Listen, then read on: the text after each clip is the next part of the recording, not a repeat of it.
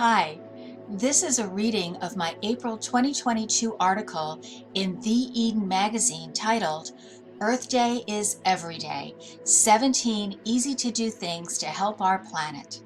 For more like this, please visit my website at www.sherri-cortland.com, check out my Facebook page at Sherri Cortland Author, and/or follow me on TikTok.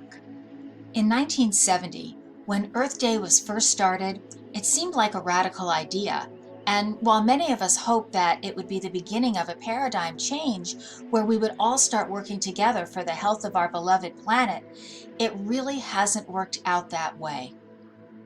In April 2014, I wrote a column for this magazine with basically the same title as this one, and I asked the question, are we doing everything we can to help our planet? That was 8 years ago, and with Earth Day 2022 upon us, I'm going to ask the same question again. Are we doing everything we can to help our planet? I believe that as individuals, and especially as light workers, we can do more. Looking after the health and well-being of our planet isn't something to think about on just one day of the year. It's something that we must attune and accustom ourselves to doing every single day so that we can make a difference and help save our planet. There is so much more that we can do to help our planet than separating out the plastic from our garbage. From an evolutionary, raising the vibrational level of our planet point of view, we can help our planet by becoming more aware of what we're personally putting into the atmosphere.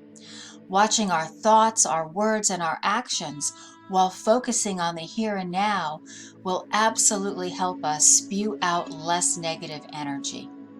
Creating a mindset and an intention to circulate positive energy is a great thing to do for our own spiritual growth and for the evolution of planet Earth. Another mindset and intention worth creating is to do at least one nice thing for our planet every single day. Small things add up. For example, over the last few years, I've personally made several adjustments in the products that I purchase based on the amount of and the type of packaging they come in.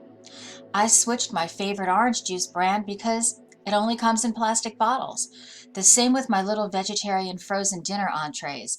If they come in plastic, I don't buy them anymore. You get the idea. Did it hurt giving up food and drink that I really like?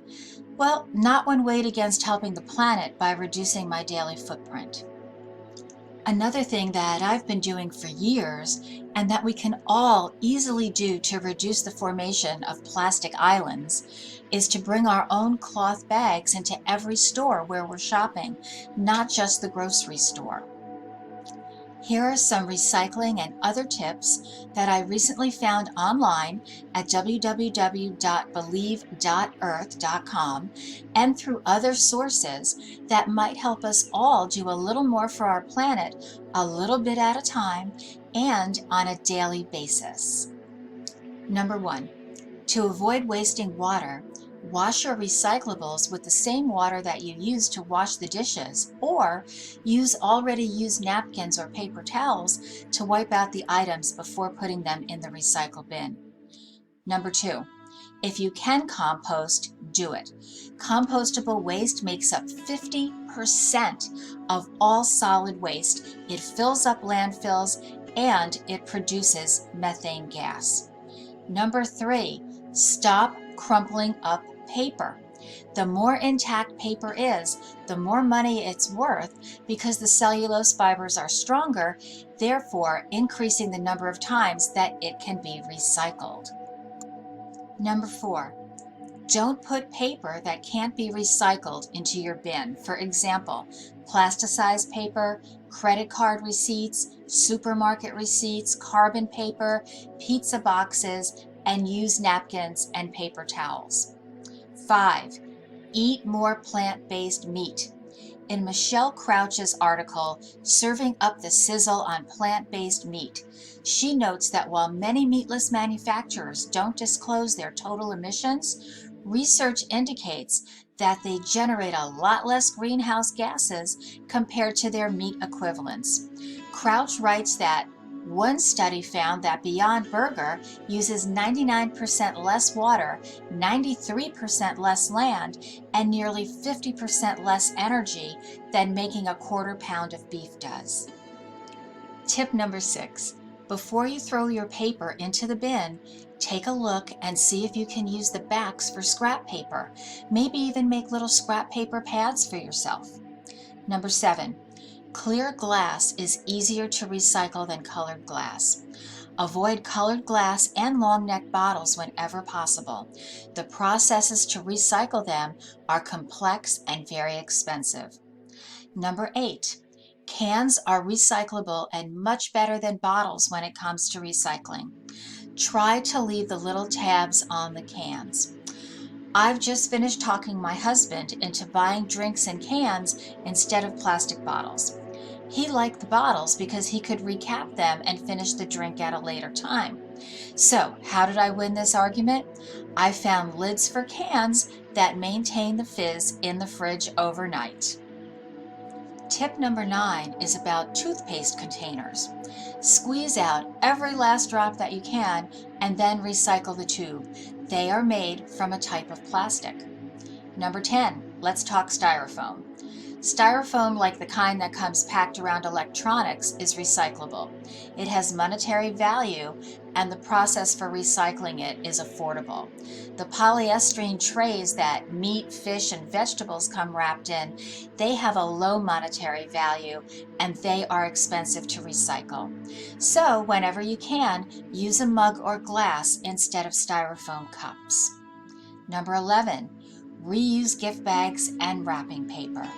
Number 12, shop at garage and yard sales and have garage and yard sales of your own. Save and make money while saving space in our landfills.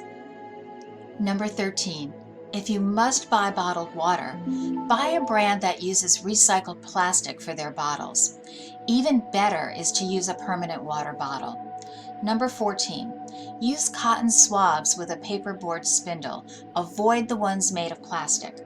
According to 50waystohelp.com, if just 10% of households switch to a paperboard spindle, the petroleum energy saved would be the equivalent to over 150,000 gallons of gasoline. Number 15. This is going to sound like a repeat, but you know what? It bears repeating.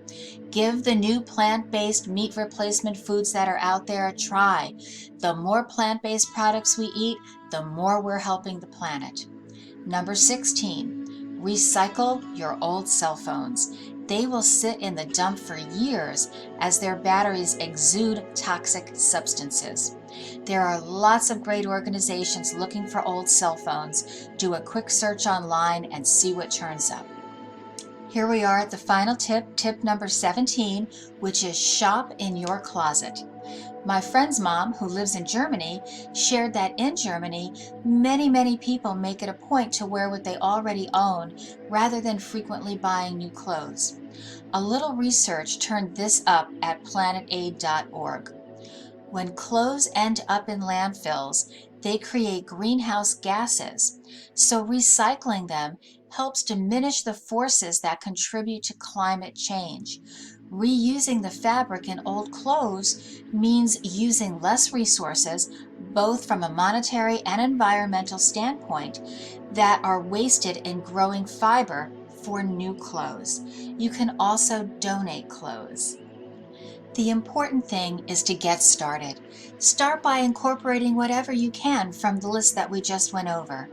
Take a look at the ways that you currently do things and see how you can make small improvements. And share with your friends and family ways to help our planet become healthy again. The more we each do, the better off our planet will be, for us and for our children and our grandchildren. Namaste.